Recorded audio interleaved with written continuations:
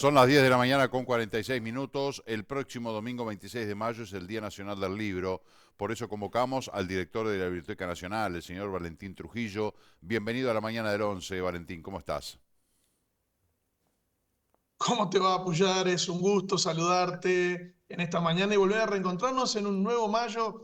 Creo que van tres consecutivos en que nos comunicamos en estas fechas y tenemos esta linda oportunidad de charlar. Sí, señor. Y nosotros, bueno, la grata oportunidad de conocer de la Biblioteca Nacional, esta institución tan querida, tan respetada, de la que nos apropiamos tanto los uruguayos y que además se está poniendo a tiro, poniendo a tono, ayornando. Recuerdo en alguna oportunidad que conversamos contigo que hablábamos de la digitalización de todo el material que tiene la Biblioteca Nacional, un acervo fabuloso realmente. Bueno, queríamos en principio preguntarte cómo va ese desarrollo, esa modernización de la Biblioteca Nacional. Bueno, gracias por la pregunta, Marcelo, porque me das la oportunidad de actualizar algo que hemos venido hablando sucesivamente y que realmente ha venido avanzando en un muy buen ritmo. En este momento tenemos 13 departamentos que están digitalizando en paralelo. Obviamente estamos hablando de un proyecto que se inició porque ante, como decías tú, un acervo tan gigantesco y por momentos parecería tan inalcanzable o inabarcable. Iniciamos un ordenamiento prioritario hacia algunos de los documentos que los investigadores de todo el país más consultaban. Esto fue producto de una consulta, de un censo de los investigadores, y tomamos la decisión en el año 2020, plena pandemia, recordemos entonces, de centrarnos en principio en las colecciones de prensa de los departamentos fuera de Montevideo. ¿Por qué? Porque Montevideo tenía bueno, a lo largo del tiempo, sucesivas etapas tecnológicas en las cuales sus principales diarios habían sido sostenidos, por ejemplo, el microfilm, entre otros, y otro tipo de digitalizaciones de las colecciones más antiguas. Pero había una desventaja frente a los diarios del interior, y es que, por ejemplo, para siglo XIX y para la primera mitad del siglo XX, los investigadores de cualquier lugar del país o incluso del extranjero tenían que trasladarse hasta nuestra sede en Montevideo. Así que se tomó la decisión de manejar un proyecto en donde es fundamental, en principio, el aval del Congreso de Intendentes y luego la colaboración de las diversas intendencias y direcciones de cultura. Ese proyecto fue liderado por Biblioteca Nacional, que tiene los documentos, tiene los materiales, tiene las colecciones de prensa de cada departamento conservadas en muy buen estado. Las intendencias compraban el equipamiento, básicamente un escáner, y ponían a funcionarios, ponían los recursos humanos para digitalizar el material y a su vez esos recursos humanos eran capacitados por Biblioteca Nacional y los documentos se alojan en la web de Biblioteca Nacional. Esto ha generado, de manera sintética, te lo estoy contando, es un proceso bastante complejo, pero que un círculo virtuoso, ¿no? Un montón de material que solamente se podía consultar de manera física aquí en nuestra sede en 18 de julio y está Narvaja, se pone en internet y con bueno, la herramienta de la tecnología llega a cualquier lugar del Uruguay y a cualquier lugar del mundo en realidad, ¿no? Y bueno, consideramos que esa era una manera de que la Biblioteca Nacional fuera más nacional también. Esto lo hemos dicho varias veces. La biblioteca tiene responsabilidades con todo el territorio del país y esta era una forma de tener la llegada. En particular, quiero decir que Maldonado fue uno de los primeros departamentos que se sumó a este muy lindo proyecto. Como decía, hoy son 13, esperemos que de aquí a fin de año se puedan sumar 3 departamentos más y llegar a completar casi todo el país. Eso en concreto en cuanto a la digitalización. Pero como tú bien decías, el domingo es el día, la fecha exacta en que se cumplen los 208 años de la Biblioteca Nacional. Recordemos que fue fundada por Damaso Antonio Larrañaga un 26 de mayo de 1816. Esto es 14 años antes que la creación de la República Oriental del Uruguay. Somos una institución muy, muy antigua. Y bueno, y por motivos institucionales y pragmáticos y de funcionamiento, corrimos el acto de festejo para el lunes 27. Obviamente el domingo 26 por nuestra web y por nuestras redes sociales recordaremos esta fecha y daremos un montón de información histórica sobre Biblioteca Nacional, pero el acto se hará en la mañana del lunes a las 11 de la mañana aquí en Biblioteca Nacional. Acá estoy viendo que ustedes están compartiendo la invitación, pero es un festejo que es mucho más que lo que podamos hacer en Biblioteca Nacional, porque es la ocasión de una nueva suelta de libros masiva a nivel nacional. Se van a estar entregando más de 15.000 ejemplares en todo el país. Este es un proyecto que es por tercer año consecutivo que lo realiza el Ministerio de Educación y Cultura, con un montón de instituciones públicas, pero también, y remarco, un montón de instituciones privadas que se suman a esto. Para el televidente que no lo tenga claro, lo explicamos brevemente en qué consiste una suelta de libros. Se van a estar regalando en espacios públicos de Montevideo y de todo el país. Estos son plazas, shoppings, centros de educación, centros de salud, oficinas públicas, un montón de libros que van a estar identificados con un sticker, con una calcomanía, que aquí la muestro para que la puedan ver, y también va a tener un marcalibros alusivo a la fecha. Y esto es un esfuerzo realmente muy grande porque promueve la lectura, porque genera que un lector sorpresivo y desconocido en la vía pública se encuentre con un libro que tampoco sabe cuál va a ser. Pero esta es la primera parte de la campaña suelta. Hay otra que nosotros invocamos a la opinión pública, a la población de todos los departamentos, es que haya una donación activa de parte de la gente y que en esos mismos lugares públicos donde puede encontrarse un libro de regalo, a su vez done un libro que lo tenga en su casa, que no lo esté leyendo o que ya lo haya leído y quiera compartirlo. Creo que esos circuitos y esas conexiones en cadena a través de libros de papel, en un momento donde además es importante recalcar que los últimos estudios de expertos, psicopedagogos y educadores dicen que es muy importante la vuelta al papel. Por supuesto que hay que potenciarlo con las herramientas que nos da la tecnología y que nos da Internet y las posibilidades de amplio alcance y accesibilidad que nos da Internet. Pero los procesos mentales en la lectura de un libro en papel, del libro físico, de la lectura tradicional, son fundamentales, son muy importantes. Entonces, por supuesto, vamos con la tradición y con el papel. Por supuesto, ponemos también a disposición una cantidad de libros muy importantes a través de la Biblioteca País, de Plan Ceibal. Y me gustaría, si tengo unos segundos, simplemente nombrar quiénes son las instituciones públicas y privadas que se suman a esta suelta este año. ANETRA, o sea, va a haber libros también liberados en líneas interdepartamentales. CUTSA para las líneas urbanas aquí de Montevideo, la NEP, ACE, la Cámara del Libro, la CAF, el Correo Uruguayo, la Fundación Achugarri, McDonald's, el Rotary, el Club de Leones y un montón de shoppings en varias ciudades de todo el país. Nombro esto porque me parece que es un interesante esfuerzo desde el ámbito público con la ayuda de lo privado. Y bueno, y redunda en eso, es la fiesta del libro, es un nuevo cumpleaños de la Biblioteca Nacional y me parece que ojalá que esto que lleva un tercer año consecutivo traspase las administraciones y pueda transformarse en una linda tradición del Uruguay. Está muy bueno todo lo que contaba Valentín, la verdad. Gran trabajo de la Biblioteca Nacional, contigo al frente, pero seguramente con un gran equipo de hombres y mujeres que te acompañan. Y en este contexto de desarrollo, de cómo se pone a punto la Biblioteca Nacional, con todas esas acciones maravillosas, me pregunto qué pasa con el hábito de la lectura, con el hábito de la lectura, con el libro físico, de ir a la biblioteca, pedir un libro, sentarse, estudiar, copiar, sacar apuntes. Se mantiene vivo eso, se está perdiendo a manos de repente cosas más prácticas, más tecnológicas, pero el hábito de esa lectura de pura cepa, ¿se mantiene?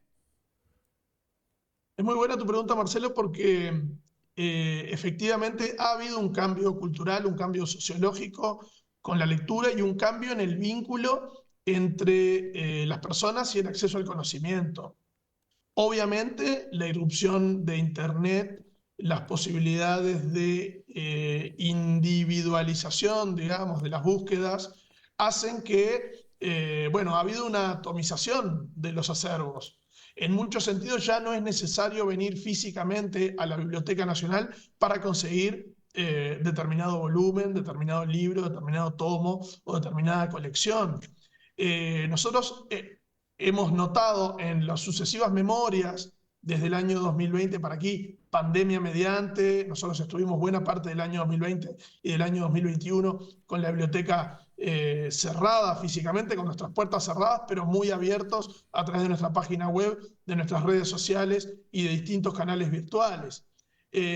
Cambió el perfil del usuario de la Biblioteca Nacional.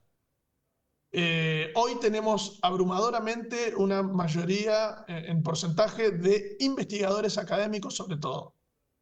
Te diría que por encima del 80% nuestros usuarios son alumnos de universitarios, de nivel terciario, que están haciendo posgrados, maestrías, doctorados, magísters. O sea, tenemos un énfasis muy grande en los documentos únicos que puede proveer el acervo de Biblioteca Nacional frente, llamémosle, a los lectores estándar, que son quienes vienen por motivos recreativos o por otro tipo de motivos. También, y esto me gustaría remarcarlo, tenemos un gran énfasis en las visitas de escolares y de liceales a nuestra institución.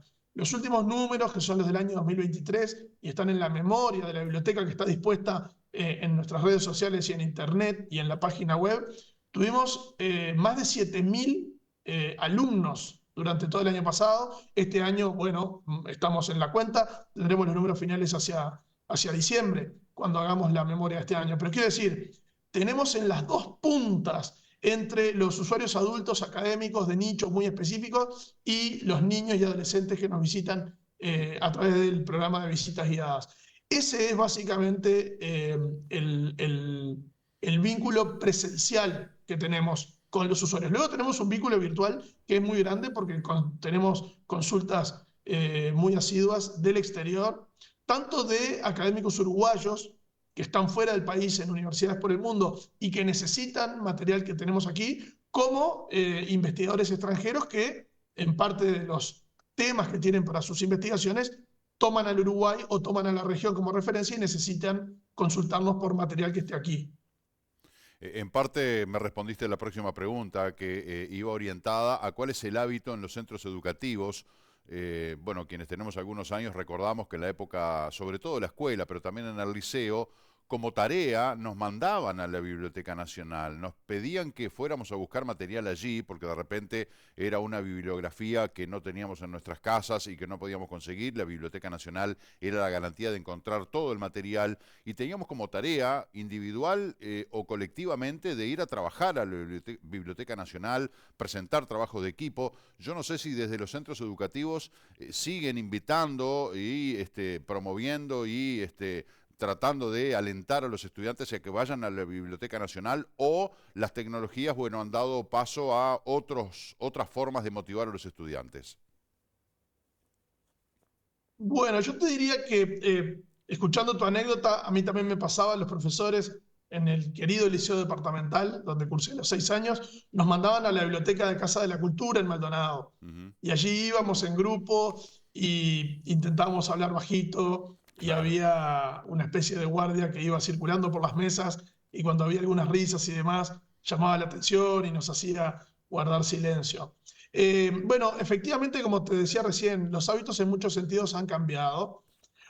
A pesar de que efectivamente todavía hay, bueno, recibimos una cantidad importante de alumnos de secundaria y sobre todo del ámbito universitario que se acercan hasta aquí, hasta la biblioteca, o nos consultan virtualmente, porque Biblioteca Nacional es el mayor reservorio de documentos y de archivos en papel del Uruguay. Virtualmente es la memoria del país, y además de eso es mucho más, como lo hemos dicho en otras ocasiones, porque tenemos una gran pinacoteca, una colección de arte, de esculturas, de tapices, de numismática, de sellos, de libros incunables. Estamos hablando desde, bueno, pergaminos medievales y misales religiosos en latín hasta, bueno, hasta los diarios de esta semana y hasta las últimas ediciones que han salido de imprentas del Uruguay, que obligatoriamente deben remitir ejemplares por ley en carácter de depósito legal a la Biblioteca Nacional. Pero sí, a ver, estamos en la mitad de un proceso que es bastante importante y que no es solamente uruguayo, es mundial. Esto lo hemos hablado por ejemplo, en la Asociación de Bibliotecas Nacionales de Iberoamérica, que obviamente Biblioteca Nacional del Uruguay integra. Estos son temas de reflexión en reuniones y en congresos asiduos y anuales, porque hay una pregunta que es hacia dónde deberían ir las bibliotecas nacionales. ¿Deben transformarse en museos? ¿Deben transformarse solamente en centros de investigación, como tiene Biblioteca Nacional, su grupo de investigadores, bueno, que se dedica a redactar distintos tipos de investigaciones que se publican en libros cada año? De hecho, uno de los dos libros que se va a publicar este lunes, y esto ya lo damos como noticia, ustedes recién lo ponían allí en la placa, es una investigación literaria de poemas que salieron originalmente publicados en La Estrella del Sur, que era el diario de los ingleses durante las invasiones inglesas en 1807. Estamos hablando del primer impreso que tuvo la ciudad de Montevideo y todo este territorio. Poemas que se publicaron entonces en inglés y que han sido traducidos al español por primera vez por la escritora Rosario Lázaro y que se publican en un formato libro publicado por la Galatea, que es esta imprenta antigua que renovamos y que vamos a presentar aquí el próximo lunes. O sea, el sentido de una biblioteca nacional y cuáles deberían ser sus funciones está en entredicho y está en debate. Por supuesto que la biblioteca, por ser una institución pública, gratuita, tiene una obligación cultural y moral con todos los uruguayos, y yo soy en particular de la idea de que debe mantener abierto todo el abanico de posibilidades.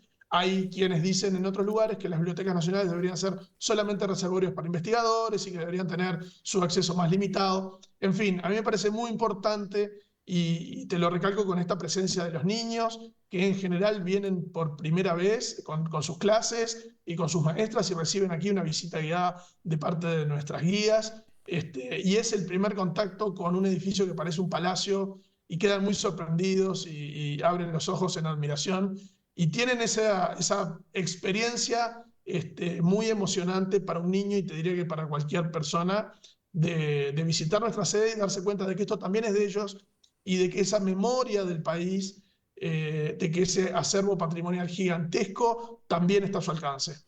Bueno, yo me iba a referir también, Valentina, a el valor arquitectónico que tiene el edificio de la Biblioteca Nacional. Vos contabas lo de la biblioteca aquí en Maldonado, que está allí donde era la Junta Departamental antes, una biblioteca preciosa que tiene mucho material y la dinámica es igual.